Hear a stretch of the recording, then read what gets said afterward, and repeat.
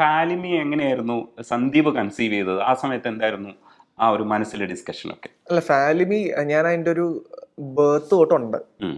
നിതീഷേട്ടൻ എനിക്ക് അതിന് മുന്നേ അറിയാം. അപ്പൊ നിതീഷേട്ടൻ ആദ്യം ഇതിന്റെ ഒരു ഫസ്റ്റ് തോട്ട് പറഞ്ഞപ്പോൾ തൊട്ട് ഞാൻ കൂടെ ഉണ്ട്. ഉം. അപ്പൊ അതിന്റെ ഒരു സ്ക്രീൻ പ്ലേ പ്രോസസ്സിലൊക്കെ ഞാനും ഉണ്ട്. നമ്മൾ സംസാരിക്കും, പുള്ളി സീൻസ് ഡിസ്കസ് ചെയ്യും, ഞാനും ഡിസ്കസ് ചെയ്യും. അപ്പൊ അങ്ങനെ ഒരു ടീം വർക്കിൽ നമ്മൾ ഒരുപാട് ഡിസ്കഷൻസ് ഒക്കെ ഇഷ്ടംപോലെ പോയിട്ടുണ്ട്.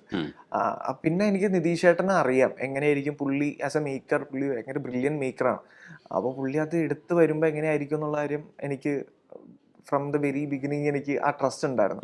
പിന്നെ ഒരു കാര്യം എനിക്ക് തോന്നിയത് പേഴ്സണലി, ഞാൻ അഭിനയിക്കുന്നതിന് മുന്നേ സിനിമ ഷൂട്ട് ചെയ്തുകൊണ്ടിരിക്കുന്ന പ്രോസസ്സിലും ഞാൻ ചിന്തിച്ചിരുന്ന ഒരു കാര്യം, ഈ സിനിമ എത്രത്തോളം വർക്കാവും എന്നുള്ളത് ഇപ്പം രജിഷേട്ടൻ പറഞ്ഞ പോലെ എനിക്ക് പക്ഷെ ആ ഒരു പേടി ഉണ്ടായിരുന്നില്ല. എനിക്കിത് വർക്കാവും എന്നുള്ള കാര്യം ഉറപ്പായിരുന്നു. കാര്യം എന്ന് വെച്ച് കഴിഞ്ഞാൽ ഇത് റിലേറ്റബിൾ ആയിട്ടുള്ള ഒരു സബ്ജക്റ്റാണ്. അതിൽ അപ്പൂപ്പനുണ്ട്, ആ ഏജ് കാറ്റഗറിക്ക് നമ്മൾക്ക് എടുത്തു.